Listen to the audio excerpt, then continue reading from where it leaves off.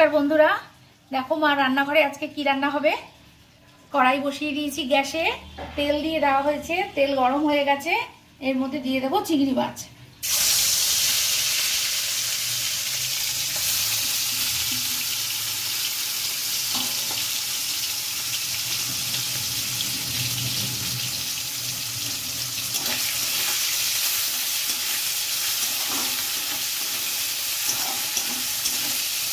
চিংড়ি মাছটা অল্প ভাজা ভাজা করে নেব। দিয়ে দেবো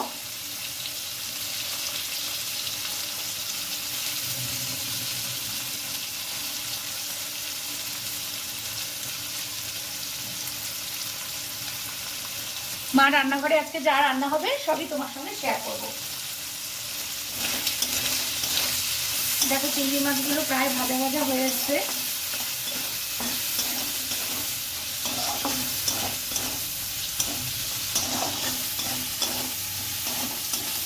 এর মধ্যে দিয়ে দেবো কেটে রাখা সবজি। এখানে আমি নিয়েছি বেগুন, আলু আর কুমড়ো।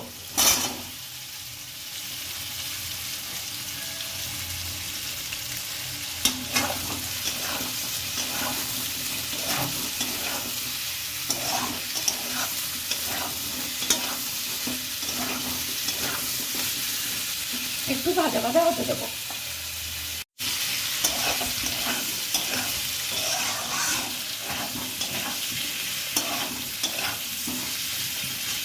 এর মধ্যে আমি এখন দিয়ে দেব কিছু মশলা, স্বাদ মতো নুন,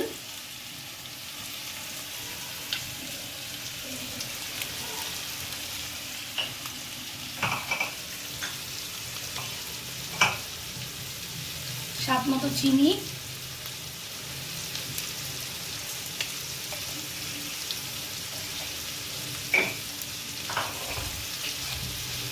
আর হলুদ।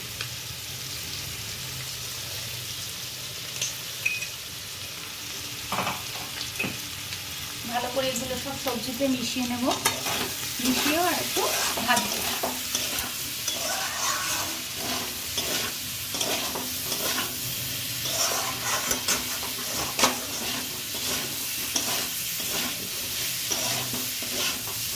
দেখো মেশানো হয়ে গেছে। এর মধ্যে দিয়ে দেবো এখন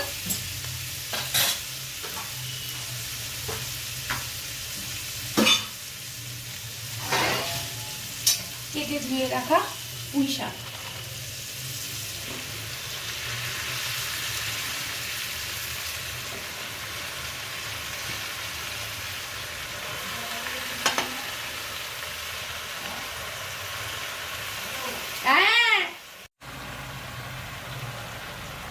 ঢাকা দিয়ে দেবো,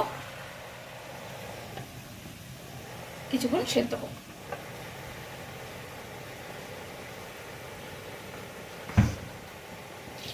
ঢাকনাটা তুলে দেখবো কতদূর হলো।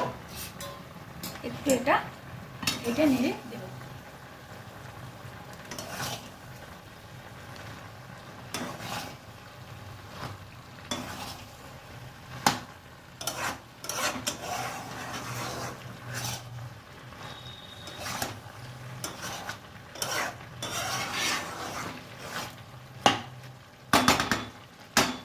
চিংড়ি মাছ দিয়ে কিন্তু বাঁধাকপি, এঁচোড় তরকারি এগুলো সমস্ত কিছু ভালো লাগে। চিংড়ি যাতে দেবে তাতেই ভালো লাগে।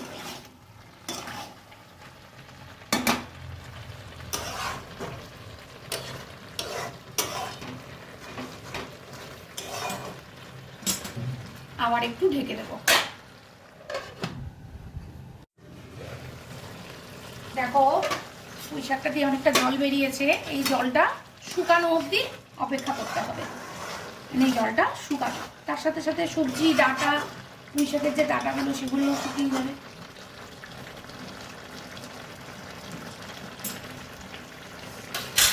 আবার